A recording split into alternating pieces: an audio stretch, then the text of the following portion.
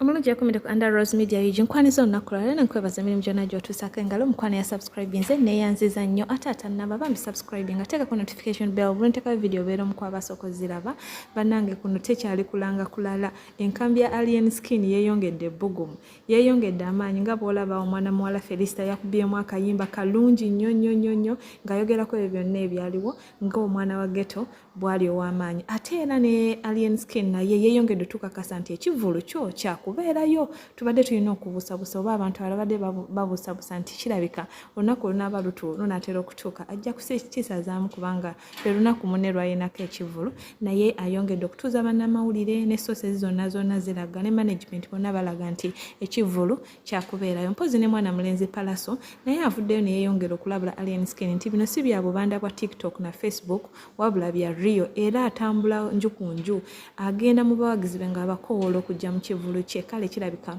bato egenda kubeera wakati waabwe bombi naye nga ya muziki so tusuubira nti eno bato ejja kuba nnungi kubanga tewali byakulwanyisa just muziki buziki kale bw'ogenda mu maaso n'olaba ebintu nga bwe bibadde bambi buli omu yavuddeyo n'awasaidiye abantu ab'amaanyi beeyongedde ku saidi zombi ku saidi ya Alienskin kuliko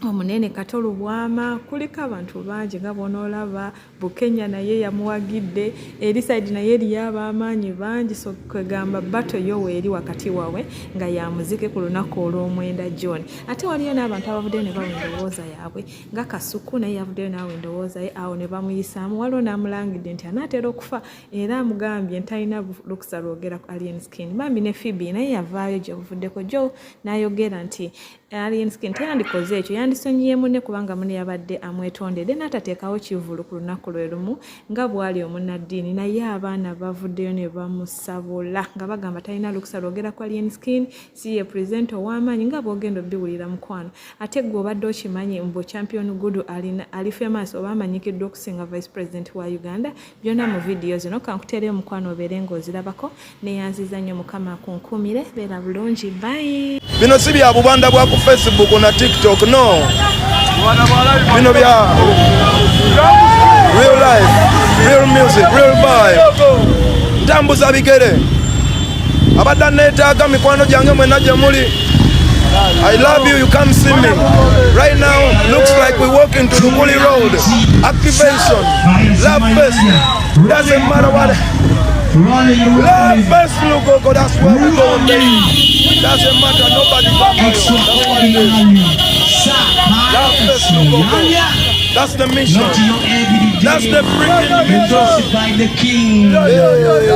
You know that? You're not going to get tomorrow Friday. Cricket. Nakuza omwezi nga mwenda sitaddenja naye ate Enkwacho festival eri ku loading kyembadde gambye nti no bw'obanga ogenda mu nnimiro bwe bati okunona ettooke ate nosanga entuntunu era osogamba kansoke nkole ki sikimalo ya kuntuntunu bakupeera deni tukole ki tuyongereyo mu nnimiro otegeera Enkwacho festival ekyali ku loading ya kati just one no freedom city oli abuza laki freedom city kubanga we waliwo awali firi ku date eyo otegeera ate lwaki nga mwenda lwaki olowooza omulala nga mwenda nzoba public ulidde okategedde ya Christmas ule omu ategeka kati kitwale nti nga mwenda public ki ya bakulaba olangako side enki gwe tulowooza nti no bonna abali wano bajja kubeera eno manyi era side zijja kweyawulamu bamu babeerera bamu bakole ki otegedde kakibanga Christmas bwebeerawo ku Friday waliwo abagenda mu zikiti abo ne bagenda mu church ate omuntu abuuza nti ekintu kino Abitex yakirimu ya Abitex simutegesi mulimi ekyo mugenda mu ku TikTok ya parking mulabe Alienskin yayimbako wano si omuntu akola ebintu ebifaananawo ebityo tekisoboka kubasimula kikakasa tekisoboka twagala nnyo beera positive mu kino ekintu tekisoboka si watwali which means are you ready okubeerawo zikiriza mu Katonda anti wawale kwa bitanazi totasobola kwewala kati mbogo olwadde kati olaba nowakera ku makya kitegeera kubanga fe TikTok nayo tebeerawo eva ba tiktokers tubeerawo of course singa kibeerawo n'atajja Katonda yabakiriza kize bwekirala ekyo kyosobola kuziza ekyo kyabuza kinga wogamba nti singa ategeka ekivulu ku freedom city ne basasula n'atajja ekyo kitegeera bw'atadde kitegeeza ekimuganya okujja kiba kinene nnyo. Kale ekituufu kyennyini ekibuuzo ekyo ky'ombuuziza sigenda kirambula because endagaano yange ne Alienskin yabadde yababiri kati sira lwaki ngireeta mu kiranga eyakubye naye muyimbi mulungi nnyo era musabira shoye egende kuba muyimbi mulungi nnyo ate mwagala nnyo nja kubeerayo kuba muyimbi mulungi muyaye munnange muyaye wange wa ku street mu mateeka g'abayaye tova mu muyaye munno mazima amateeka gali abiri ag'abayaye omuyaye bw'aba alina ekintu kyasunye osuna muyaye munno muleke ayitewo omuyaye bw'aba nga alina shida nga shida emukuba shida za duniya mubeereko kyova olaba ebiseera ebisinga kamiliyoni wanaakola ebintu byekisi kunziramu okukulabula olwaleero ogusembayo ate sikuddira Kasuku ogenda olyawo wesirowooza mbu Alienskin kakkana abasajja Alienskin akoze ki oyinza okumpa ekintu Alienskin kyakoze kimenya amateeka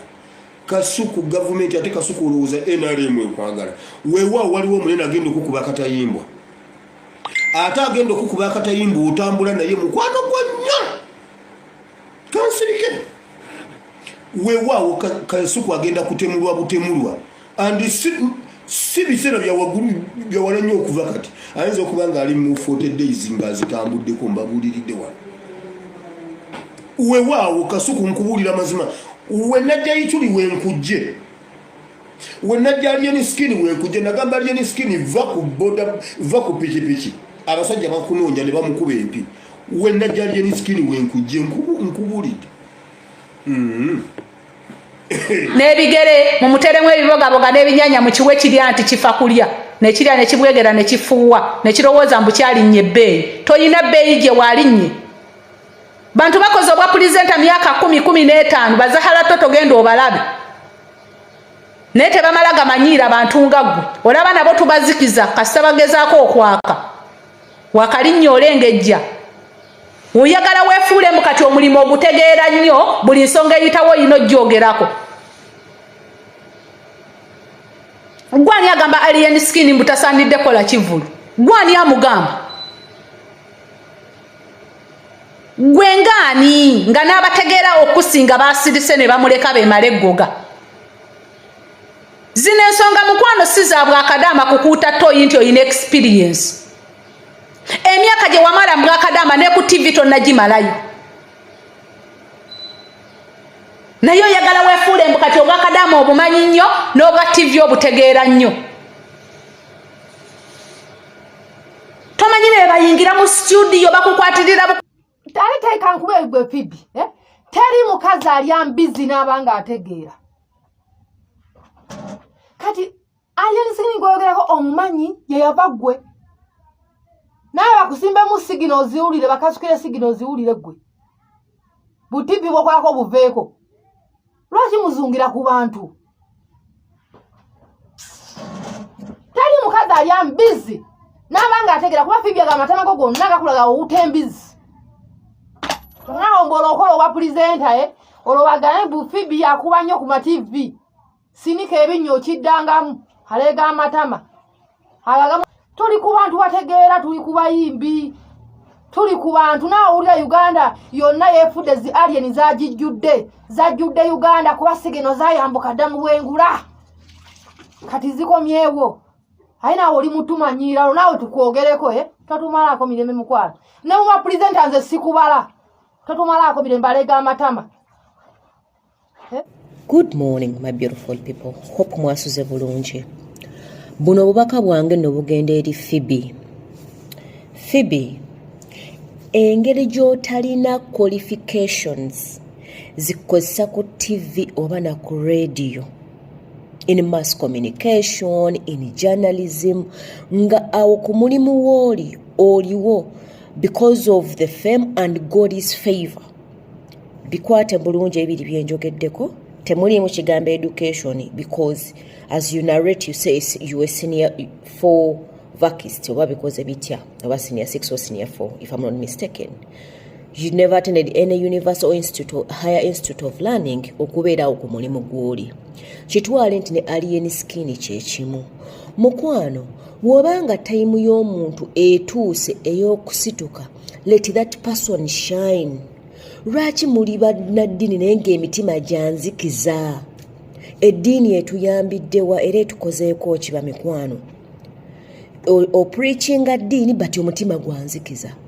wobanga okuba akakopo obanga owaana